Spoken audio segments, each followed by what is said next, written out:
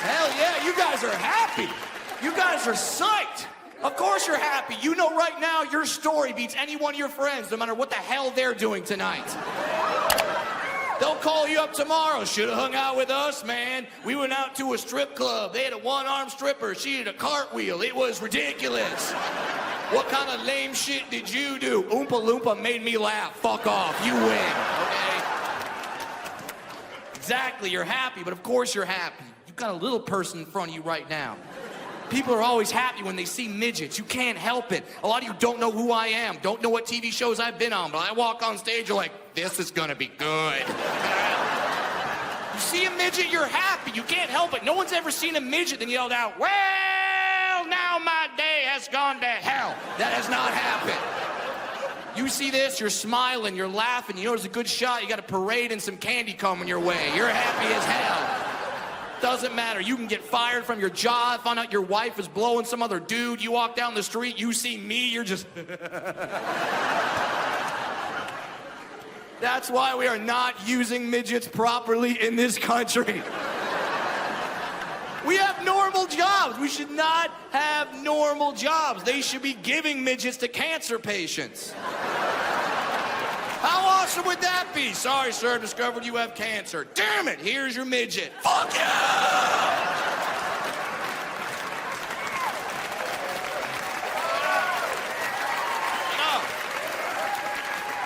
A lot of you didn't like that joke at first. Then I finished it, you're like, we will absolutely support that charity. We will support that. We should do a 5K. We should do a 5K. They're dwarfs. We should do a 2.5K. We should do a 2.5K.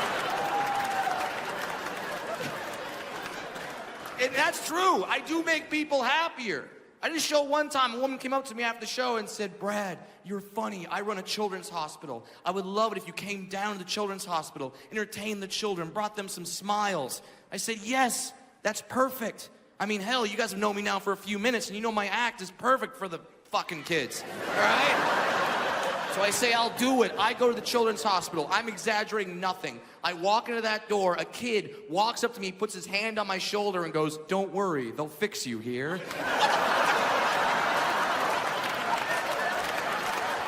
Apparently, you're not allowed to karate chop the sick kid, okay? You're not allowed to do that. Why did you? I'm there on my Saturday giving up my free time to help him. He's got to piss on my self-esteem? And it happened over and over again. I was walking around the hospital. There would be all these kids. I mean, God bless them. They'd be walking around, dragging their oxygen tanks behind them like that. Then they would look up and see me and go, Jesus, glad I don't have that. Oh, my God, that would suck.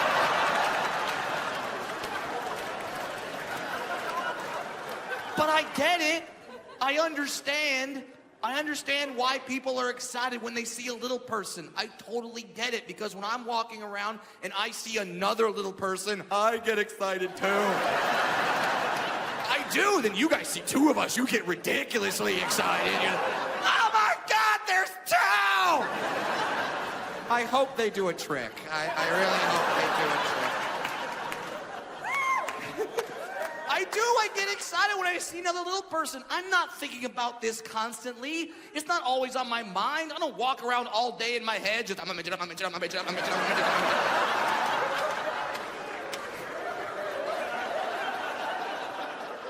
I know, if your life had a DVR, you would have all 30 seconds back right there.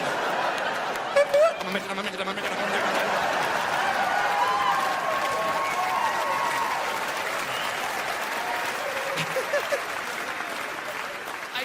So, and when I'm walking around and I see a little person, I get happy. Now, if the other dwarf I see is a male, if I see a male little person, I get excited. But at the same time, I know I have to fight him.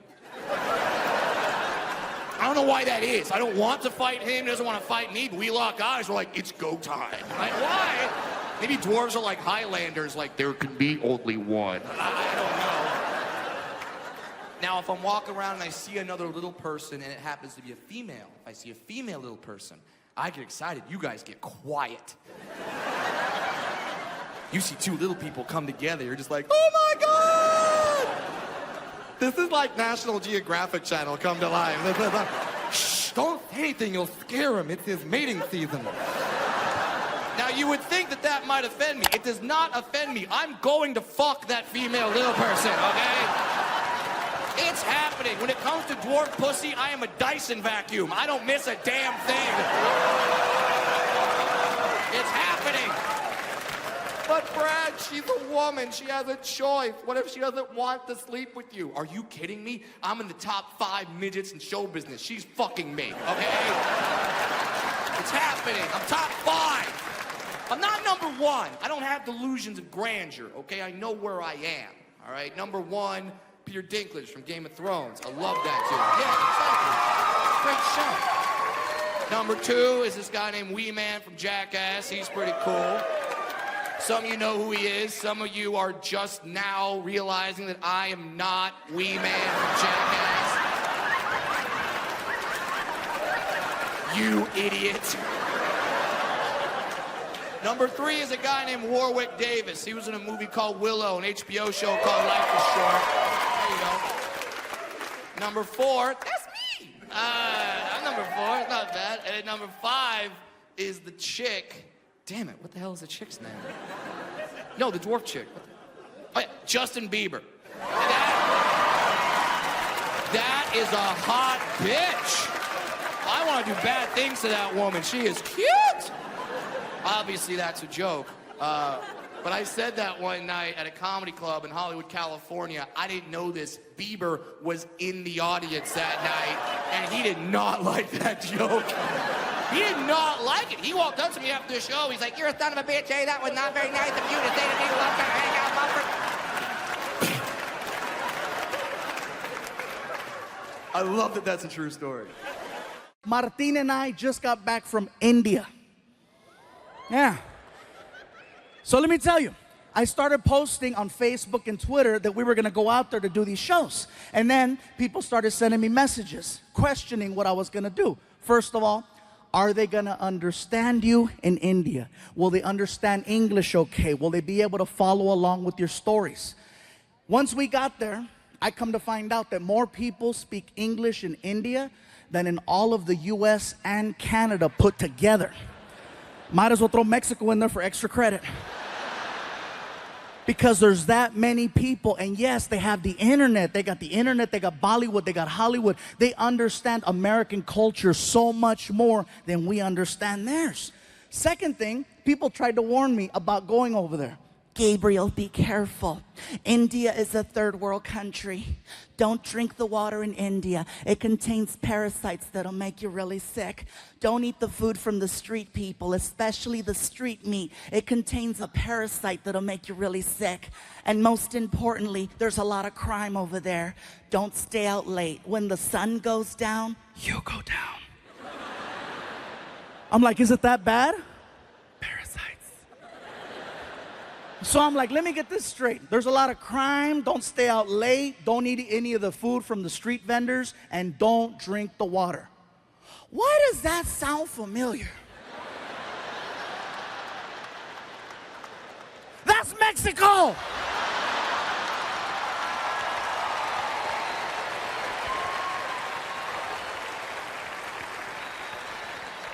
When Martin and I got over there, we found out that Indian people and Mexican people have so much in common, you guys. I'm telling you, it's insane how similar we are, especially the food. The food is so similar. For example, Mexicans love tortillas. Indian people love naan bread, which is a fluffier form of a tortilla. Mexicans love chicken. Indians love chicken. Mexicans love hot and spicy. Indians invented hot and spicy. Most popular drink in Mexico is Fanta. Most popular drink in India is Fanta.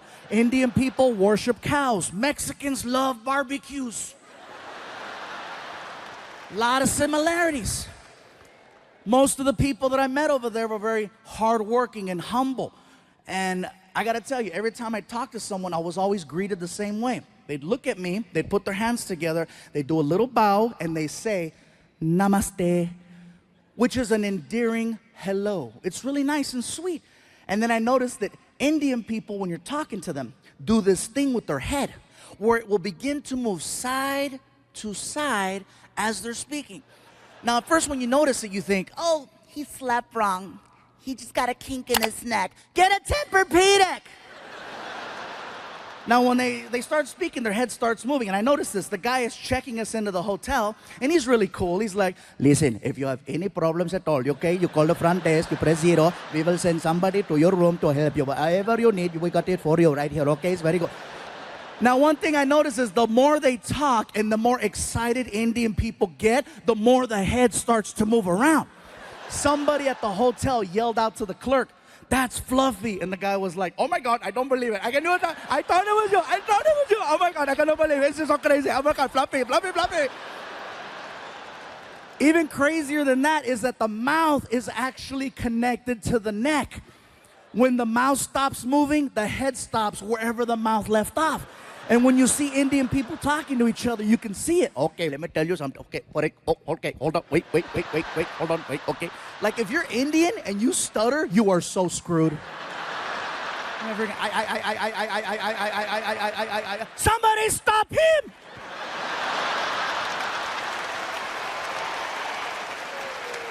I'm not gonna lie, you guys. When I first saw this happen, I thought it was hysterical. I thought it was funny. But then I started thinking about it. Head movement is just a form of expression. No matter where you live in this world, people express themselves in their own unique way, whether through facial expressions, hand gestures, body movement, extra words. Everywhere you go, things are different, and that's just how they express themselves in India. Now, back to the whole Indians-Mexican thing. That is something else that we share in common with Indian people. Head movement. Now, some of you in the building tonight are like, stupid, we don't have head movement. Yes, we do. It's a little different. See, with Indian people, the head movement is side to side. Mexicans, our head movement is front to back. The difference between that is that with Mexicans, we have to be very, very upset in order for you to see the head movement. Otherwise, you can't tell. With Indians, it's all the time. Oh, today is such a nice day. It is such a beautiful day today. I'm so happy. It's very nice, very good. Oh my God, I can't believe it's so nice. It's such a pretty. Mexicans, when we're mad, that's when it comes out. For non-Latinos, hey, trust me, you cut off a Mexican in traffic, see what happens. ¡Sácate, pendejo! ¡Lárgate, cabrón! ¡Quítate, desgraciado!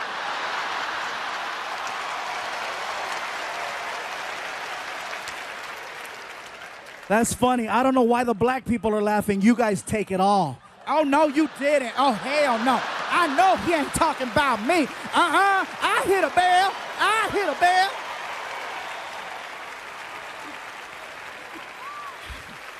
I made myself dizzy doing it.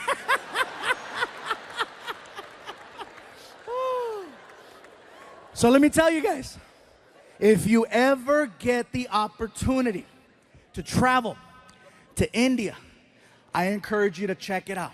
You are gonna see some beautiful things. You are gonna see some amazing things. You are gonna see some sad, depressing things and some real horrible things. Overall, it's a well-balanced trip. But when you get back home here to the United States, you will have a whole different appreciation for your life. Believe that. I guarantee this, you guys. There's a lot of people in India, and with a lot of people comes a lot of traffic. First things first, American traffic and Indian traffic, very different. Here, whatever happens on the freeway will stop the whole freeway. In India, there's 10 times the traffic, but it moves. See, the problem is Americans, we're fascinated by accidents. We're fascinated by the idea of seeing potential death. That's why we slow down on the freeways. We say we don't want to see it, but what happens in traffic? You know, what's going on over there? There doesn't even have to be a collision. You could be on the 101 freeway and a car has a tire blowout and it spins. Doesn't hit anything. It's now facing oncoming traffic. You know what happens to the rest of the freeway? Even on the other freeway where there's no accident. And again, what's going on? What's going on? I'm sorry. Hey, somebody might be dead. Sorry. In India, if there's an accident in the middle of the street, you know what they do? They drive right around it. They don't stop. And it's not that they're not sensitive to the situation. They are. It's just that there's so much chaos that happens on a regular basis. They just need to get to work. They do see what's happening. And believe me, they're heartfelt. You know, they'll drive around. I'm so sorry for you. Nothing stops the flow of traffic in India. They need to get from point A to point B. And so they go. If there's an accident, they drive around. If there's something blocking the street, they get on the sidewalk to go around. It's amazing the way they drive. And here's something else. No one uses turn signals over there. No one uses turn signals. They use a horn. Now, if you go to India tomorrow, from the time you get there to the time you leave, you're constantly going to hear a horn. It's an actual language when people are driving. I'll show you. You're driving? Car on your right. Car on your left. Light up ahead. They talk to each other while they're driving, and they barely miss each other every single time. Also, you'll be on the 101 freeway here, and there'll be 6 lanes. In India, you'll see 6 lanes, but guess what? You'll see 12 cars across. Yes, they have lines, but they're basically there to let you know more or less the direction you might want to go in. They're this close to each other. And even at the light, they communicate. You see everything. Cars, trucks, vans, motorcycles, pedestrians, cows, children, all waiting for the light. And they talk at the light with the horn. Very good, you can go, you can go. Welcome, you're welcome, go, go. Nothing stops the flow of traffic over there. Indian people drive. Think of ants. You know how ants travel in a straight line? And if there's something in the way like a rock, ants will split up, go around the rock and reunite, or climb over the rock. Worst case scenario, they dig a hole and go under the rock. That's the mentality of driving in India. A man can get shot in the middle of the street. People just look at each other. Somebody pick him up. And they'll drag his ass onto the sidewalk. And if there's an accident and they need to get around, guess what's gonna happen to that guy on the sidewalk? Nothing stops the flow of traffic in India, except a cow. Now, I know we've always heard the stories and the jokes about, oh, Indian people don't eat hamburgers. I asked the question and I found out. It's believed that cows are people who have died and they've been reincarnated and their new life is now the cow, which is why they don't eat them and why they give them all the love and respect in the world over there. I saw this firsthand. There's a cow crossing the street while we're driving. And the cows know, they're cocky, they know that they can cross. Freaking, all the cows, and the cows out there all cocky. Gling, gling, gling, gling. No one honks at the cows. No one yells at the cows. No one touches the cows. They wait for the cows to finish crossing. The cow that we had laid down. The driver just shut off the car. Started tweeting. There is a cow in the middle of the street. Hashtag Momo.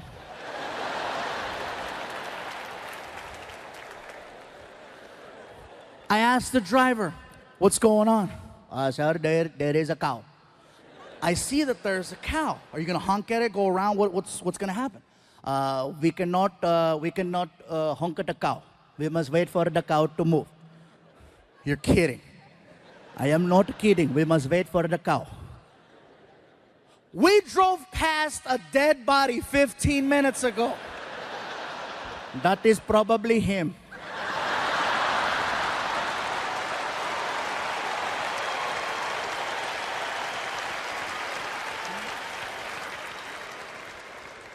Like seriously, the driving situation over there is so intense, you guys. One morning while we're there, I needed to get to the airport fast because I overslept. And so I get in the cab and I hand the driver a $50 bill. And I go, sir, I am running very late. I need to get to the airport as soon as possible. Whatever side street you have to take or back road, I'm all for it. Whatever you have to do, let's do it. And I hand him the money and he goes, very good, let's go. And we take off. The guy is hitting anywhere from 50 to 70 miles an hour on the street. We are making incredible time. I notice that we're heading in the direction of a red light. You ever been in a car with someone and you're paying attention to what's going on and you notice that you're about to hit a red light and you know how you start to mentally and physically prepare yourself for the deceleration of the car, and you start anticipating the pressure from the brake, and if you don't get the sensation of slowing down by a certain point, all alarms go off in your head and you sock the driver in the chest. Hey! Not only did I not get the sensation of slowing down, I got the opposite. He gunned it towards the light, and it caught me off guard. I couldn't even scream. I was like, and then I got air. Hey, pull over, pull over. He didn't even know what he did. He looks at me, he goes, what is wrong? What do you mean, what is wrong? Dude, didn't you see the red light? As calm as can be. Didn't you see there was no one there? You told me, whatever you have to do, okay? Whatever you have to do, you do. Do you want to yell or do you want to make plain? He made a good point. I sounded like a third grader. I want to make plain. Like seriously, that's a video game I want to see. I want to see Grand Theft Auto India. It was so crazy, you guys. And this is just us being there. I haven't even gotten to the part of us performing. We were in Mumbai, Bangalore, and Delhi. Okay, these three places is where we went to perform. Mumbai and Bangalore, the shows went over very, very well. Okay, there were about 1,500 to 2,000 people, which is amazing for a few going over there. I was like excited, yes. And then we get to Delhi. And when we got to Delhi, you guys, it got a little crazy. Martin walks out on stage and the crowd recognized him. And they started chanting, Martin! Anytime I hear that, I'm like, they know him, it's gonna be a good show. So Martin starts cracking jokes. The crowd starts laughing. He's cracking more jokes. The crowd keeps laughing. All of a sudden, I hear this.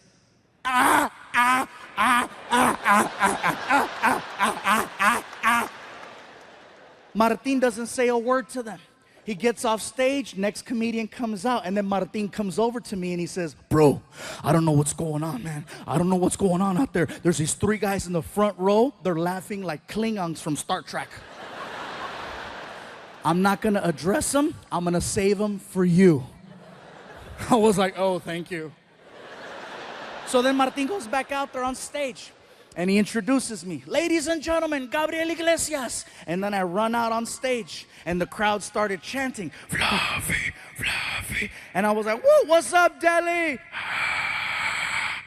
And I start cracking jokes. Start getting laughs. Start cracking more jokes. Start getting more laughs. And then it happened.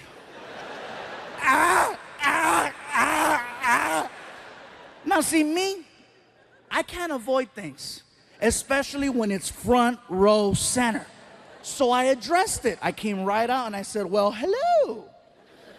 I said, what do we have here? I said, so where are you guys from? And the guy in the middle looks at me and he goes, we are from Germany. I said, cool, we have Germans in the house. And the whole crowd got really weird. You could hear them.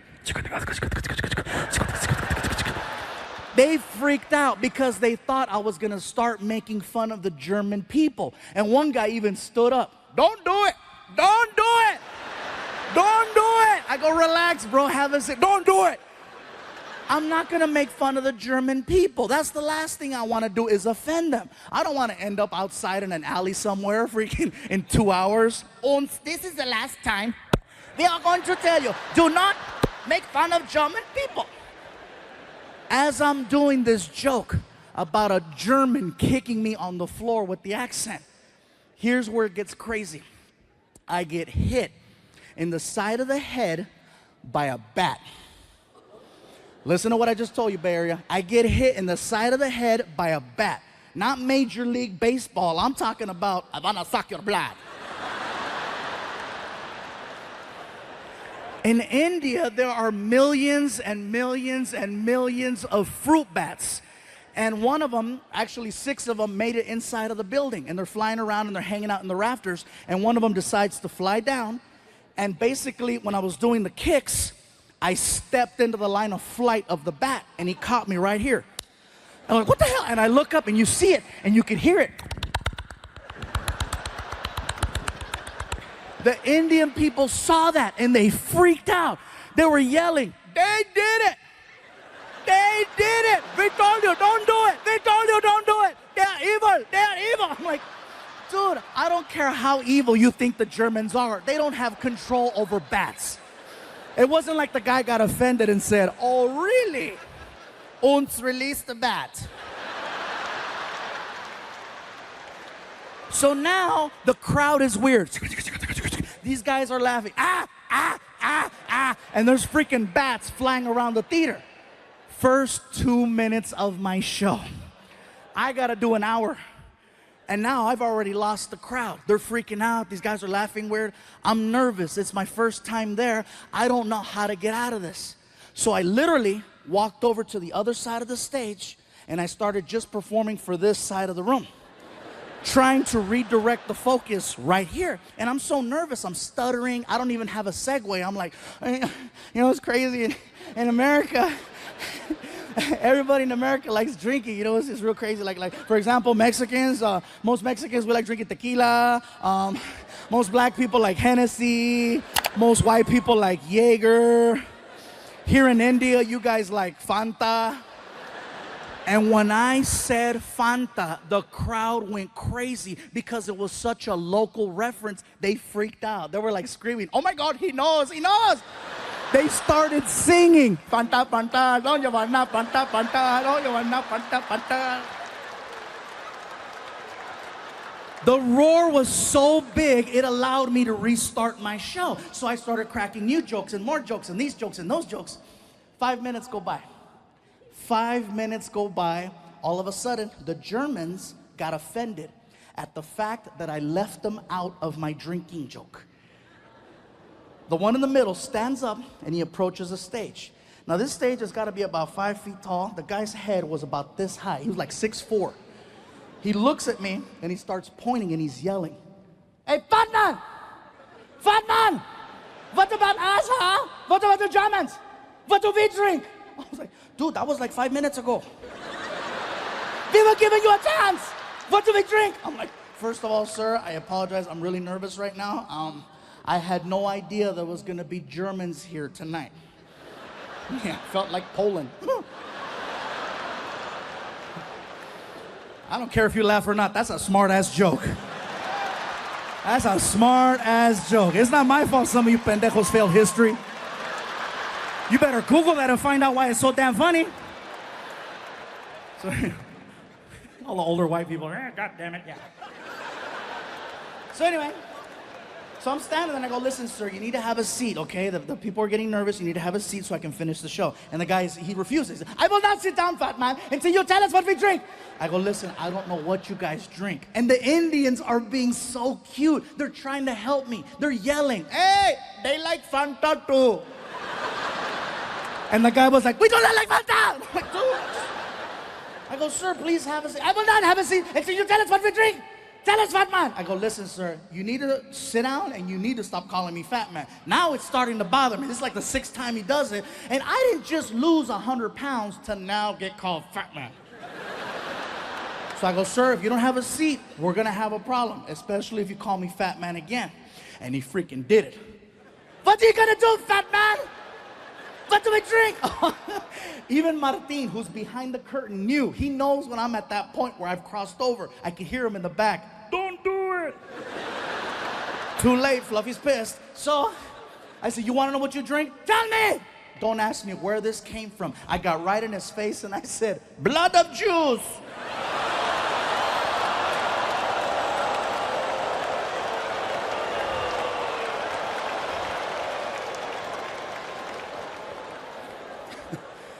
Now, see, automatically, you guys gave me a whole different reaction.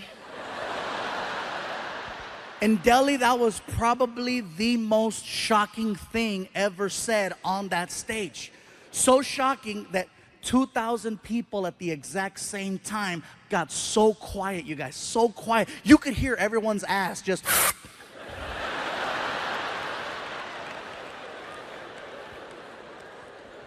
And I'm still standing there, my hands out. Have you ever said something that was so bad? And I mean, you knew it was bad as it was coming out of your mouth, and you're trying to stop it, but it's too late, it's already out, and you're like, no. And it's too late. Blood of Jews is all over his face, right? I'm standing there, my hands out, I'm looking at him, he's looking at me, and I'm like, ah! He says, that's a good one, yeah, that's a good one. Oh my God, thank you, thank you. It doesn't end there. I'm telling you guys, this is so crazy. So next morning, Martin and I are flying back home to Los Angeles from Delhi. We're taking an airline called British Airways. We go from Delhi to London, England, and we have a connecting flight over there. Once we get to England, they canceled our connect for whatever reason. And so we got rebooked on another airline called Lufthansa. It's a German airline. Now, this is why I believe in karma. Seriously, Martin's like, really? Blood of Jews? I'm like, I know. I felt like they phoned ahead. Ons, take care of Fluffy. So I put down my credit card. I made sure that Martin and I got upgraded to at least their business class because it's like a long flight. And so we're in there, we're on the plane, and the plane takes off. About 20 minutes into the flight, we're just sitting there, we're laughing. And the flight attendant, she starts coming down the aisle with a little cart. Okay, she's coming down the aisle and she sees me and she goes, hello, sir. Do you have a preferred drink of choice today? Martin looks at me, taps me in the chest, and he goes, hey, tell her. Tell her, bro. Come on, ask for it. If anybody has it. Dude, shut up. And then she looks at Martin. Sir, do you have a preferred drink of choice? And Martin's like, yeah. Do you guys got blood of... She's like, Bloody Mary? Yes. Yes, Bloody Mary. Freaking Machete's gonna get me banned from flying. So we make it back home. I'm trying to tell the story to my girlfriend and my son. And my girl, she's barely laughing. She's like, like she's jaded. She doesn't laugh at my jokes anymore. My son Frankie, on the other hand, he is dying. Ah! And I'm like, really? He's 16 years old. I go, really, Frankie? You thought that was funny? He goes, yeah, it's funny.